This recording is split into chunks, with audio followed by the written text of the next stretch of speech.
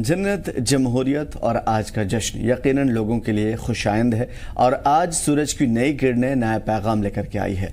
Jammu Kashmir assembly election के पहले मरहले में आज 7 जिलों की 24 विधानसभा सीटों पर असेंबली सीटों पर वोटिंग हो रही है, जिसमें से 23,27,000 वोटर्स अपने हक रायदी का इस्तेमाल करेंगे, यानी कि वोट करेंगे। बढ़ चढ़ करके लोग जमहूरियत के जश्न में शामिल हो रहे हैं। मैंने कहा था कि सूरज की पहली किरण नया पैगाम लेकर के आई है और यही वो पैगाम है, यानी कि बड़ी तादाद में लोकसभा से ज्यादा इस मरतबा हम देख पा रहे हैं विधानसभा में हद से ज्यादा लोग बढ़ चढ़ करके वोट कर रहे हैं। आंकड़ों की बात करें तो 2 घंटे के अंदर 11% वोटिंग हो चुकी थी। फर्स्ट फेज की 24 में से 8 सीटें जम्मू डिवीजन और 16 सीटें कश्मीर घाटी में है। सबसे ज्यादा 7 सीटें अनंतनाग और सबसे कम 2 सीटें शोपियां और रामबन जिले की हैं। पहले मरहले में कुल 219 कैंडिडेट मैदान में हैं। इनमें 9 खवातीन उम्मीदवार हैं और 92 आज़ाद उम्मीदवार हैं। जम्मू कश्मीर की बाकी बची खुची 66 सीटों पर 25 सितंबर और 1 अक्टूबर को वोटिंग होगी। वहीं नतीजों का ऐलान 8 अक्टूबर को किया जाएगा। पहले मरहले में अनंतनाग की 7, पुलवामा की 4, कुलगाम की, किश्तवाड़ की और डोडा की 3-3, शोपियां और रामबन की 2-2 सीटों पर वोट डाले जा रहे हैं। डोडा, रामबन और किश्तवाड़ जिले के जम्मू डिवीजन, जबकि अनंतनाग, पुलवामा, कुलगाम और शोपियां कश्मीर डिवीजन में आते हैं और यहां वोट हो रहा है। पुलवामा की पामपोर सीट पर सबसे ज्यादा 14 कैंडिडेट है। वहीं अनंतनाग की बिजबहाड़ा सीट पर सिर्फ 3 उम्मीदवार मैदान में है। पीडीपी चीफ महबूबा मुफ्ती की बेटी इल्तिजा मुफ्ती पहली बार इलेक्शन लड़ रही हैं। वो भी कहीं न कहीं उनकी भी साख दाव पर है। यूसुफ तारेगामी हैं। बड़े चेहरों की बात कर रहा हूं। जम्मू कश्मीर में 10 साल के बाद असेंबली इंतखाबात हो रहे हैं और 2014 इलेक्शन में पीडीपी ने सबसे ज्यादा 28 सीटें हासिल की थी, भाजपा ने 25 सीटें हासिल की थी। दोनों पार्टियों ने मिलकर के सरकार बनाई थी। हालांकि ये कॉलिजन की सरकार टूट गई थी, लेकिन 2018 में इत्तेहाद टूटने के बाद सरकार भी गिर गई। उसके बाद सियासत में 6 महीने तक एलजी शासन रहा और इसके बाद राष्ट्रपति शासन लागू कर दिया गया। राष्ट्रपति शासन के बीच में 2019 के लोकसभा चुनाव हुए और उसमें बीजेपी भारी बहुमत के साथ मरकज में लौट गई। उसके बाद 5 अगस्त 2019 को बीजेपी सरकार ने आर्टिकल 370 खत्म करके रियासत को 2 यूनियन टेरिटरी यानी कि जम्मू कश्मीर और लद्दाख में बांट दिया और इस तरह जम्मू कश्मीर में 10 साल बाद इलेक्शंस हो रहे हैं।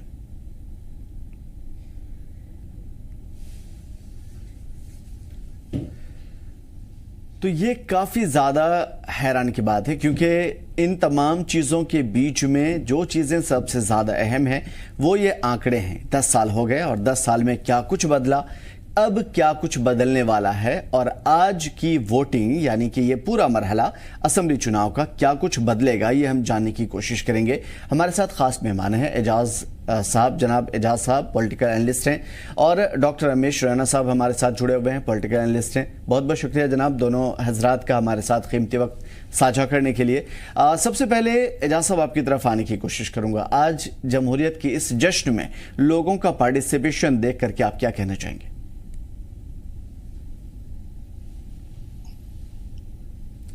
एजाज साहब। थोड़ा सा ऑडियो ब्रेक। हाँ बिल्कुल, मैं ये कहना चाहूँगा आपसे। ठीक है, मैं ऑडियो जब तक हमारी टेक्निकल टीम दुरुस्त करती है तब तक मैं डॉक्टर रमेश रैना सर की तरफ आने की कोशिश करूंगा। रैना सर, मैं आपसे ये समझने की कोशिश करूंगा, आज इस डेमोक्रेटिक प्रोसेस में इतनी भारी तादाद लोगों की जो शामिल हो रही है, पार्टिसिपेट कर रही है, इसके ऊपर आपकी राय? देखिए, ये आज बड़ी तादाद में लोग पार्टिसिपेट कर रहे हैं, आपको ये देखना होगा कि जो पार्लियामेंट्री इलेक्शंस हुए थे उसमें 58.46% लोगों ने पार्टिसिपेट किया था जी। तो इसका मतलब था कि एक लोगों को एक आइडिया था कि हमें डेमोक्रेसी चाहिए, हमें अपनी हुकूमत चाहिए और हमें जो लोकल सिविक मसाइल है उनका हमें समाधान चाहिए और एक डेमोक्रेटिक गवर्नमेंट में जिसमें एमएलए होता है, मंत्री होता है, हम उसके पास शिकायत करके जाएंगे और अपनी बात कहेंगे, वो मानेंगे। एक वक्त ऐसा था कि जब 90s में लोग टीवी सेट रखते थे और ये चुनौती देते थे कि अगर कोई वोट डालेगा उसको टीवी सेट इनाम में मिलेगा और उसके चलते हुए जो ये जर्नी आज तक हुई है और इस जर्नी में लोगों का उस टेररिज्म पे विश्वास उठ गया है, जो खून खराबा हो गया है और एक ही चीज उनको जो नजर आ रहा है वो आ रहा है कि हम डेमोक्रेसी से अपनी सरकार चुनेंगे और सरकार जो हमारे मसाइल है हमारी सरकार इसको सॉल्व कर लेंगी। ये एक बहुत इंपॉर्टेंट थिंकिंग है, ऑब्जेक्टिव है वोटर्स के पास। लेकिन 3 चीजें हमें बिल्कुल ध्यान में रखनी चाहिए। जो main stream political parties J&K में इलेक्शन लड़ रही है और जिसमें चौथा एक फैक्टर आ गया है, वो इंडिपेंडेंस का फैक्टर आ गया है। और मेन स्ट्रीम पार्टीज जैसे PDP है, नेशनल कॉन्फ्रेंस है, BJP है, कांग्रेस है और बाकी अपनी पार्टी है, छोटी आजाद साहब की पार्टी है और भी छोटी मोटी पार्टीज है। 3 अहम इश्यूज है इसमें। नंबर 1, जो major political parties, regional political parties है, उन्होंने जो एक हवा क्रिएट किया है कि अगर आप हमें वोट दे देंगे तो हम आपको खोई हुई डिग्निटी वापस दिला देंगे, एक।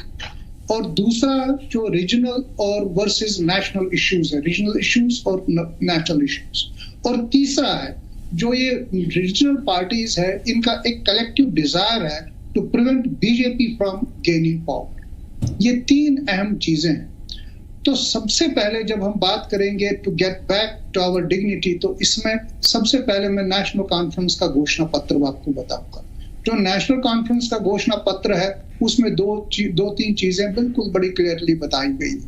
एक तो ये है कि हम आर्टिकल 370 को रेस्टोर करेंगे, 35A को रेस्टोर करेंगे और ये भी बता रहे हैं कि अगर 100 साल लगेंगे हम इसको रेस्टोर करेंगे। और दूसरी बात वो कह रहे हैं कि जो 2000 में J&K लेजिस्लेचर ने रेजोल्यूशन पास किया था अबाउट ग्रेटर ऑटोनॉमी, उसको हम इम्प्लीमेंट कराएंगे। और वो जो ग्रेटर ऑटोनॉमी का रेजोल्यूशन था वो क्या था? वो था taking Kashmir towards pre 1953 position. और अगर हम PDP के घोषणा पत्र की बात करेंगे तो PDP का घोषणा पत्र जो बता रहा है वो बता रहा है एस्पिरेशंस ऑफ द पीपल। वहां पर भी आर्टिकल 370 की बात करी है, बाकी चीजों की बात करी है। तो क्या इसका मतलब है कि लोगों की एस्पिरेशंस है कि आर्टिकल 370 को वापस लाएं? और तीसरी जो नेशनल कॉन्फ्रेंस ने जो अहम बात कही है वो नामीकरण की बात कही। वो बताते हैं कि शंकराचार्य को हम तख्त सुलेमान बताएंगे और हारी पर्वत को कोहिमारान बताएंगे। तो ये जो एक एंटी माइनॉरिटी स्टेटमेंट, जिससे माइनॉरिटीज खास तौर पे वो डिस्प्लेस्ड कश्मीरी पंडित्स हैं, उनके मन में डर रह गया है कि अगर ऐसा हो कि फिर आगे चल के क्या होगा। हालांकि नेशनल कॉन्फ्रेंस ने भी कुछ सॉफ्ट्स रखे हैं कश्मीरी पंडितों के लिए, PDP ने भी कुछ सॉफ्ट्स रखे हैं कश्मीरी पंडितों के लिए, लेकिन मैं उनको एक बैंड-एड ट्रीटमेंट बता रहा हूँ। इस मामले में मैं 2 बातें जरूर कहूंगा। जो BJP का जो घोषणा पत्र है जो कश्मीरी पंडितों के लिए उन्होंने कुछ रखा है, उसमें वो डेफिनेटली एक इम्प्रूव्ड वर्जन है। जैसे उन्होंने बताया कि हम बोर्ड बनाएंगे, हम उस बोर्ड में कश्मीरी पंडितों को जो उनके मशवरे हैं, जो उनका विजडम है, उनका ले लेंगे, उनका प्रयोग करेंगे और भी बाकी चीजें जो रिहेबिलिटेशन करेंगे उनका, बाकी चीजें भी उन्होंने उसमें कही है। और जो कांग्रेस का घोषणा पत्र आया है उसमें भी एक अहम बात कही है कि हम माइनॉरिटी स्टेटस कश्मीरी पंडितों को दे देंगे। तो यहाँ पर जो एक बहुत इंपॉर्टेंट बात कही है, हालांकि नेशनल कॉन्फ्रेंस और कांग्रेस का गठबंधन है, national conference revival of article 370 की बात करते हैं, लेकिन कांग्रेस बिल्कुल खामोश है इस बारे में। तो इसके चलते हुए कांग्रेस और नेशनल कॉन्फ्रेंस के फ्रेंडली कंटेस्ट हो रहे हैं कम से कम 3-4 कॉन्स्टिट्यूएंसी में। और तो ये चीज है, तो इसका मतलब है कि जो ग्राउंड लेवल पे नेशनल कॉन्फ्रेंस और कांग्रेस के जो वर्कर्स है, कहीं ना कहीं उनकी केमिस्ट्री नहीं मिल रही है। तो ये बात तो तय है कि जो J&K में जो एक स्किज्म आ गया है, Jammu is a Hindu dominated belt और Kashmir is a Muslim dominated belt.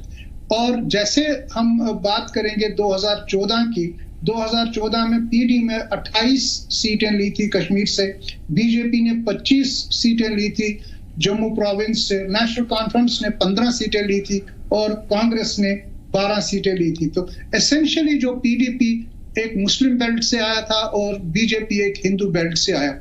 और ये स्किज्म है, ये स्किज्म आज भी देखने को मिल रहा है, क्योंकि जो रीजनल पार्टीज कश्मीर का जो कैंपेनिंग है, जो मैंने बताया 3 इश्यूज पे कर रही हैं, तो इसका मतलब है कहीं ना कहीं जो हिंदू वोट है, जो जम्मू वोट है, वो शायद BJP के हिस्से में आएगा। लेकिन बात ये है कि ये जो स्किज्म है, ये स्किज्म ठीक नहीं है J&K, क्योंकि J&K is a single entity, एक सिंगल यूनियन टेरिटरी है जो कल को स्टेट भी बन सकता है। इसके चलते हुए हमें कुछ साल वापस जाना होगा, जब अमरनाथ लैंड एजिटेशन हो गई, जिसमें कम से कम 110-120 के लोग करीब मर गए, और जब गुलाम नबी आजाद को एज चीफ मिनिस्टर रिजाइन करना था, और तब से चलते हुए जो ये लहर चल रही है कि जम्मू का जो पॉलिटिकल थिंकिंग है वो डिफरेंट है और कश्मीर का पॉलिटिकल थिंकिंग डिफरेंट है, और ऐसे में मुझे लगता है कि ये एक हाई स्टेक्स बैटल है। और इतना ही नहीं, जो 3 पार्टियां इन अलायंस इस वक्त इलेक्शन लड़ रही है, जैसे जो कैंडिडेट्स हैं, जो इंडिपेंडेंट कैंडिडेट्स हैं, अवामी इत्तेहाद पार्टी के कम से कम 30 कैंडिडेट्स हैं जो बैक्ड बाय इंजीनियर साहब हैं, और जो दूसरा जमात इस्लामी बैक्ड कैंडिडेट्स है, और पीपल्स कॉन्फ्रेंस कैंडिडेट्स है, और ये तीनों पार्टियां इकट्ठे मिलकर इलेक्शन लड़ रही है। और ये जो अब रशीद साहब का पार्टी है और जमाती इस्लामी का पार्टी है, इनके पास एक आजादी का सेंटिमेंट है, और ये आजादी का सेंटिमेंट लेके चल रही है। और ये इस वक्त ये जो कम से कम 219 उम्मीदवारों में से 42%, 90 कैंडिडेट्स इंडिपेंडेंट्स है और बैक्ड बाय दीज पार्टीज है। तो इसका मतलब है 42% इंडिपेंडेंट्स इसमें लड़ रहे हैं, और ये जो 42% ये एक की है, ये एक चाबी है, और ये एक अहम किरदार करेंगे जो इलेक्शन आउटकम में होगा। अगर मान राणा सर, आजादी की आपने बात की, आजादी किस चीज से, मतलब कश्मीर की आजादी या फिर परेशानियों से आजादी? देखिए, मैं तो सीधी सी बात कहूंगा, आप इंजीनियर रशीद साहब जब जेल से बाहर आए, आप उनके स्पीचेस सुन लीजिए जी। और उनके स्पीचेस तो बिल्कुल वही है। ये मैं बताऊं आपको, जब इंजीनियर रशीद साहब खुद मेंबर पार्लियामेंट इलेक्शन के लिए लड़ रहे हैं, 18 असेंबली कॉन्स्टिट्यूएंसीज से वो 14 असेंबली कॉन्स्टिट्यूएंसीज में लीड कर रहे थे, 2 लाख से ज्यादा वोटों से उन्होंने उनको हरा दिया। अभी आप देख लीजिए, जो जमाती इस्लामी का नरेटिव क्या था अब तक? जमाती इस्लामी का नरेटिव ये था कि भाई वोट मत दे दो, हमें पाकिस्तान चाहिए, हमें इंडिपेंडेंस चाहिए, सेपरेटिज्म चाहिए, टेररिज्म चाहिए। आज ओवरनाइट वो बिल्कुल इलेक्शन में हिस्सा, तब तो वो बैक कर रही थी, लेकिन आज वो अपने कैंडिडेट्स खड़ा करके, बेशक वो जमाती इस्लामी के बैनर के तहत इलेक्शन नहीं लड़ रही है। हाँ, लेकिन राणा सर, बीच में मैं आपको रोकना चाहूंगा। एजाज साहब, मैं आपकी तरफ आता हूं, लेकिन ये बात मैं चाहता हूं कि राणा सर से क्लियर कर लूं, फिर उसके बाद आपकी तरफ आता हूं, उसके बाद मुकम्मल टाइम लेंगे। मैं ये समझने की कोशिश करूंगा राणा सर कि आपने जो चीज कहा उसका हम दूसरी तरफ जो दूसरा वर्जन देख पा रहे हैं। एक तरफ हम अल्ताफ बुखारी को देख रहे हैं कि वो सर्जन बरकाती को सपोर्ट करने की बात कर रहे हैं, सपोर्ट कर रहे हैं। उसके बाद जो बाकी एआईपी की बात कर लेते हैं, वो जमात के साथ जुड़ी हुई, और ये खुल्लम खुल्ला है। तो कहीं ना कहीं ऐसा नहीं लग रहा है कि जो वे ऑफ थॉट था जम्मू कश्मीर का वो बदल चुका है और दूसरे रुख में है, और कहीं ना कहीं पस्से पुश्त में बीजेपी है? राणा सर, हाँ बोलिए, क्या बता रहे थे आप? मैं ये कह रहा था कि एक तरफ हम देख पा रहे हैं सर्जन बरकाती को अल्ताफ बुखारी सपोर्ट कर रहे हैं, कि अल्ताफ बुखारी इन पार्टियों के बनिस्बत बीजेपी से ज्यादा या सेंटर से ज्यादा करीब रहे हैं ये लोग। अल्ताफ बुखारी अपनी पार्टी की बात कर रहा हूं। दूसरी तरफ हम देख पा रहे हैं एआईपी, जो कि अभी जमात इस्लामी से ज्यादा करीब है, उनके इत्तेहाद की बात हो रही है। तो मैं ये समझने की कोशिश करूंगा कि क्या पॉलिटिकल सिनेरियो वैसी नहीं है जैसी हम सोच पा रहे हैं, कुछ और हो चुकी है जम्मू कश्मीर की, और बीजेपी ने कहीं ना कहीं सोच लिया है कि भाई इस रास्ते से अब साधा जा सकता है कश्मीर को? देखिए, सबसे पहले इंपॉर्टेंट चीज है जो J&K में हमारे लिए सिक्योरिटी इश्यूज है। एक बहुत बड़ा इश्यू है, एक बिगर वॉर जो हम वहां पर लड़ रहे हैं, वो प्रॉक्सी वॉर है, और प्रॉक्सी वॉर के चलते हुए हमारे लिए सिक्योरिटी इश्यूज बड़ा मतलब रखते हैं। तो ऐसी सिचुएशन में जो पार्टीज, आजाद साहब की पार्टी है या अपनी पार्टी है, तो ये इनका जो रोल है, इनका एक सपोर्टिव रोल है, और इनका उतना ज्यादा इन्फ्लुएंस नहीं है लोकल एरियाज में। ये सपोर्टिव रोल करते हैं, किसी कैंडिडेट्स को इधर करते हैं, उधर करते हैं। अभी आप मान के चल दीजिए, वहीद परा साहब इलेक्शन लड़ रहे हैं पापोर से। वहीद परा का जो चार्जेस थे वो टेररिज्म चार्जेस थे, ये आपको भी पता है, हमको भी पता है। तब भी वो इलेक्शन लड़ रहे हैं, और कहां से लड़ रहे हैं? पीपुल्स डेमोक्रेटिक पार्टी से। और पीपुल्स डेमोक्रेटिक पार्टी कौन है? पीपुल्स डेमोक्रेटिक पार्टी एक रूलिंग पार्टी J&K में रही है। पीपुल्स डेमोक्रेटिक पार्टी ने रूल किया है कम से कम 4-5 साल। तो अगर ऐसी सिचुएशन है, तो जो रूलिंग पार्टीज को सबसे पहले एहतियात बरतना है कि हमें कैंडिडेट सिलेक्शन में क्या होना चाहिए, कैंडिडेट का बैकग्राउंड क्या होना चाहिए। तो इसके चलते हुए जो कैंडिडेट का बैकग्राउंड है, कैंडिडेट का background, most of the candidates आप देख लीजिए उनका बैकग्राउंड क्लियर नहीं है। लेकिन हाँ, हालात चेंज हो गए, क्योंकि ये मैं मानता हूं कि ये एक new era of politics in Kashmir है।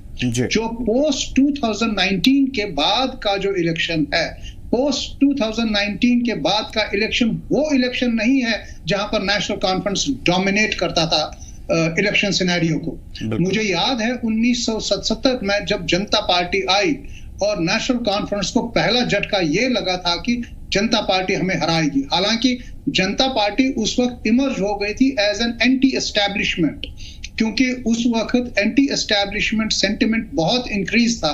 मैंने खुद देखा है कम से कम 1 लाख लोग वहां पर जनता पार्टी जलसे में आते हुए, जो पॉसिबल ही नहीं था, जबकि सिर्फ नेशनल कॉन्फ्रेंस वहां पर शॉट्स, उसके बावजूद भी नेशनल कॉन्फ्रेंस जीत गई। क्यों? क्योंकि National Conference is a cadre based organisation और throughout the length and breadth of the state इसमें चला है। आज के डेट में एक ये कॉम्पिटिटिव पॉलिटिक्स आ गया। नेशनल कॉन्फ्रेंस को अब टक्कर है पीडीपी के साथ। बीजेपी, हमें पता है कि कश्मीर से वो कोई सीट नहीं ले लेगी, लेकिन एक अहम बात जो हम रूल आउट कर रहे हैं, बीजेपी का ऑर्गेनाइजेशनल प्रेजेंस सारे कश्मीर में फैला हुआ है। बीजेपी के वर्कर्स भी आज की डेट में, हाँ ये बात दूसरी है कि वो ट्रांसलेट नहीं हो जाएगा वोट्स में, लेकिन बीजेपी आज की डेट में एक अहम पॉलिटिकल प्लेयर जेएंडके में आ गया है। कांग्रेस का भी अपना इन्फ्लुएंस है। तो इसी कमजोरी के चलते हुए नेशनल कॉन्फ्रेंस ने आज फिर कांग्रेस के साथ हाथ जोड़ा है, हाथ मिलाया है, ताकि कांग्रेस और नेशनल कॉन्फ्रेंस एक सिंगल लार्जेस्ट अलायंस के रूप में उभरे और हुकूमत करे।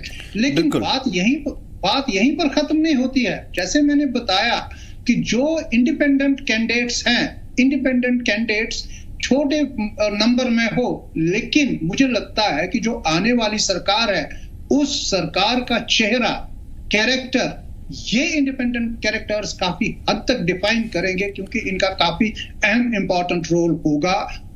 लेकिन हमारी चिंता यही है कि ये इंडिपेंडेंट कैंडिडेट्स है, इनका एक आजादी का सेंटिमेंट साथ है, और उस आजादी के सेंटिमेंट को कैसे डील करेंगे, क्या डील करेंगे, क्यों? क्योंकि जैसे मैंने पहले ही बताया आपको कि हमारे लिए सिक्योरिटी प्राथमिकता। आज भी हाइब्रिड वॉर चल रहा है वहां पर। अभी 5-6 महीने पहले हमारे आर्मी जवान मर गए। अभी कश्मीरी पंडित मर जाते हैं, उनके ऑफिसों में घुस के गोलियां मार के उनको मारते हैं। बिंद्रू साहब 2 साल पहले मार दिए गए।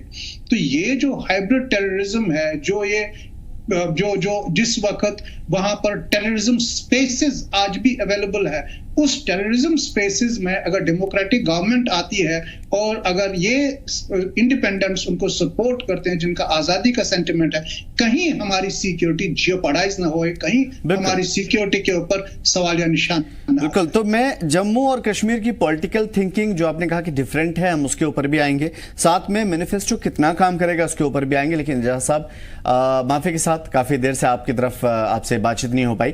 मैं ये समझने की कोशिश करूंगा शुरुआती दौर से ही, ये जो देख पा रहे हैं हम बड़ी तादाद में लोगों का वोट डालना, क्या वाकई ये new era of political scenario है जो हम देख पा रहे हैं, जिस तरीके से अभी चल रही है लोकसभा में, उसका एक बस एग्जाम्पल था, और अब विधानसभा में हम उसकी पूरी की पूरी पिक्चर देख पा रहे हैं? देखिए, पहले मैं मुबारकबाद देना चाहता हूँ सुप्रीम कोर्ट ऑफ इंडिया, माननीय सुप्रीम कोर्ट ऑफ इंडिया को, जिन्होंने यहाँ जम्मू कश्मीर के लोगों का जो डिमांड थी, जो पॉपुलर गवर्नमेंट बनाने की पिछले 10.5 सालों से, वो पूरी की। और जैसे ख्वाब गफलत में सेंट्रल गवर्नमेंट या होम मिनिस्ट्री सो रही थी और डेट पे तारीख दी जाती थी कि we will restore the statehood, we will restore, the elections will be held as soon as possible। अगर और 10 साल भी वेट करते रहते हम, तो मुझे लगता है जम्मू कश्मीर के लोगों को वो मौका नहीं दिया जाता। अब दूसरी बात आ रही है, यहाँ पे इस वक्त जो 9 बजे से इस वक्त स्टैटिस्टिक्स निकल के आ रहे हैं कि बढ़ चढ़ के हिस्सा ले पा रहे हैं, चाहे वो युवा युवती हो, चाहे वो ओल्ड एज पर्सन हो, चाहे वो मैं कहूँगा वुमेन फोक हो, वो बढ़ चढ़ के इस वक्त हिस्सा ले रहे हैं। तो हमें इसमें दो चीजें सोचनी चाहिए कि क्या ये लोग इस रिजेंटमेंट के खिलाफ 2025 अगस्त को हुई है, because there is a vacuum fill all over Jammu और कश्मीर में, किसी को बात करने का मौका नहीं दिया जा रहा है। कोई जर्नलिस्ट, कोई स्टूडेंट, कोई बिजनेस कम्युनिटी का बंदा मुंह नहीं खोल पा सकता है इस वक्त सिस्टम के खिलाफ। तो क्या ये वो रिजेंटमेंट है जिसकी वजह से higher to vote return out निकल रहे हैं, या फिर they want to change the system, जो कि रिवायती पार्टियां यहाँ के नौजवानों के खून पे सियासत करती आई हैं और अपनी घर भरती आई हैं? Is it the resentment towards that? So that needs to be relocated and researched. Second thing is that हमने पार्लियामेंट्री इलेक्शन की भी बात, और हमारे पास स्टैटिस्टिक्स पड़े हुए हैं, चाहे वो नॉर्थ कश्मीर की बात करें, चाहे वो लद्दाख सीट की बात करें, तो people are giving chances to new faces, क्योंकि वो स्टेल फेसेस को अब ऊब गए हैं। बिकॉज उन्होंने बहुत भरोसा किया यहाँ की नेशनल पार्टीज पे, जो यहाँ पे पार्टिसिपेट करती हैं इलेक्शंस में, और यहाँ के लोगों को भीड़ बकरियों की तरह चराती है और अपनी वोट बैंक के लिए इस्तेमाल करके। मैं रैना साहब की बात की तायीद करता हूँ, और पंडित कम्युनिटी को जो ह्यूमैनिटेरियन क्राइसिस 34 इयर्स पहले हुआ था वो आज भी कंटिन्यू कर रहे हैं, चाहे वो कांग्रेस की हुकूमत सेंटर में थी, चाहे वो भाजपा की हुकूमत सेंटर में थी। उनको हमेशा पंडित कम्युनिटी को as a vote bank and as a scapegoat use किया गया। उनको वो कहते हैं, कश्मीरी में कहावत है, नुनु गुरती चल तालाब दिखाए गए, बट वो वहीं के वहीं रहे जहां वो थे 34 साल पहले। सो उनकी रिप्रेजेंटेशन भी मुझे लगता है खुशाइंदा बात है।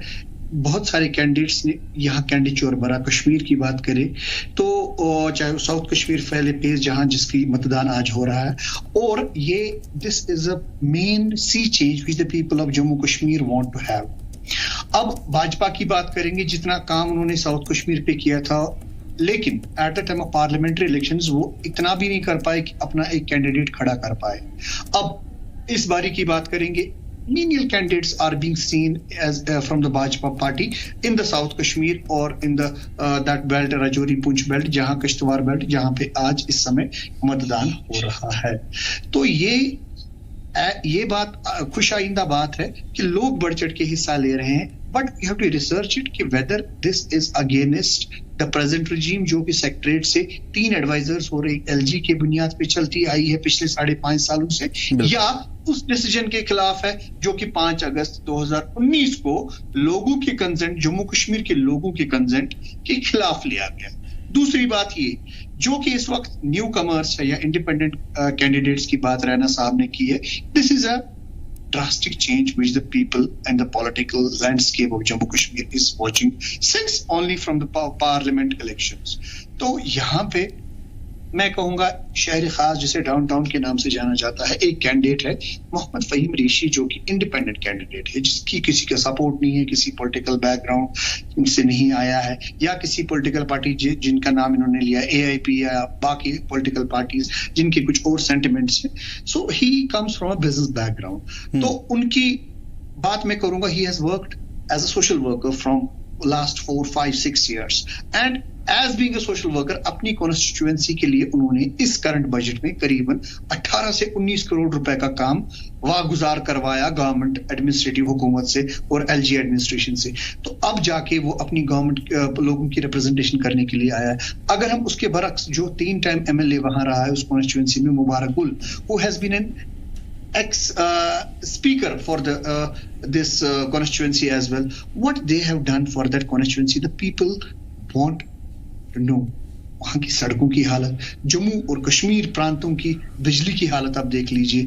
हम रिसोर्स, हम जनरेशन करते हैं इलेक्ट्रिसिटी की, और हम पे ही डबल और ट्रिपल टैरिफ थोपा ठीक है। तो 3 चीजें जो आपने बहुत ही ज्यादा अहम की, एक तो रिजनमेंट की बात की, उसके ऊपर हम अलग से बात करेंगे आपसे, लेकिन मैं 2 चीजें समझना चाहता हूं। एक तो जिस इलाके में, जैसे आपने कश्मीरी पंडित की बात कही, इनका मुद्दा ही रहा, ऐसा क्यों है कि पॉलिटिकल पार्टियां, कोई भी पार्टी हो, हल क्यों नहीं कर पाती? क्या इस मुद्दे का हल नहीं है, या फिर जो भी मुद्दा है अलग अलग इलाके में, उस मुद्दे को हल क्यों नहीं किया जाता, या फिर जितनी भी पार्टियां आती हैं यहाँ पे लोकल लेवल पे, वो पार्टियां मसाइल को क्यों नहीं हल करती, उसे लंबा क्यों खींचती हैं आपकी नजर में?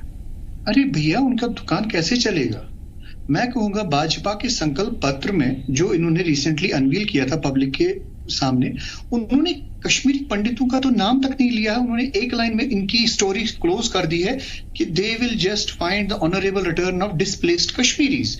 डिस्प्लेस्ड कश्मीरी कौन है उसमें? तो मुस्लिम्स भी आते हैं, सिख्स भी आते हैं, जैन भी आते हैं, क्रिश्चियंस भी आते हैं, बौद्ध भी आते हैं. But what about the major chunk of the population which has been uprooted from Kashmir in 1988-89? They have not even sought a word that Kashmiri Pandit is not being used in their. जी, तो ये साफ है कि ये मुद्दे इस वजह से लंबे खींचे जाते हैं या इन मुद्दों का हल नहीं किया जाता, उसकी साफ वजह है वोट बैंक के लिए, क्योंकि इनकी दुकान चलती रहे. राणा सर, मैं आपकी तरफ आने की कोशिश करूंगा.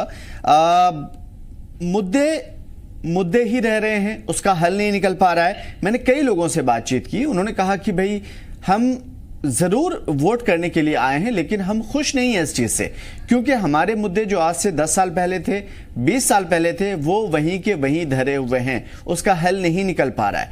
तो मैं लोगों के लिए ये बात आपसे पूछना चाह रहा हूं कि लोग क्या ऐसा करें कि वो इन तमाम चीजों से, इन सिचुएशन से गुजर पाएं और पॉलिटिकल पार्टियों को सबक मिले. देखिए, सबसे पहले मैं ये बताऊंगा, जो हमारे मसाइल है उनको मुद्दा बनाया गया है, इश्यू बनाया गया, बल्कि न तो ये इश्यू है न तो ये मुद्दा है. ये है derooting of Hindu civilisation from Kashmir. और कश्मीर का हमेशा एक हिंदू डायमेंशन रहा है, जो प्री इस्लामिक हिस्ट्री है, दैट इज रिप्रेजेंटेड बाय राजतरंगी, जिसको हम संस्कृत हिस्ट्री ऑफ कश्मीर कहते हैं, हिंदू हिस्ट्री ऑफ कश्मीर कहते हैं. आज की डेट में जो pre Islamic history, Sanskrit history of Kashmir है, उसकी बात लोग नहीं करते हैं और वो बात करना भी नहीं चाहते हैं. तो जब मैं बता रहा हूं कि हिंदू डायमेंशन ऑफ कश्मीर है, हिंदू डायमेंशन ऑफ कश्मीर में सबसे पहले जिस हिसाब से एक्सोडस हुआ, वो एक्सोडस कोई मामूली एक्सोडस नहीं था. वो कोई ऐसा ये नहीं था कि हमें कश्मीरी हिंदुओं को निकालना है यहाँ पर. वो था कश्मीरी हिंदू सिविलाइजेशन का वहां पर अपरूटिंग करना. इतना ही नहीं, आप ये देख लीजिए, even there is a cultural war, cultural terrorism going on against Kashmiri Pandits in the name of. मैं आपको छोटी सी बात बताऊंगा. हमारी यहाँ एक पोइटस हुआ करती थी यहाँ पलहाल से, अर्निमाल इज अ नोन नेम. अर्निमाल को बताया गया कि साहब ये पोइटिक इमेजिनेशन है, ये एग्जिस्ट नहीं करती है, ये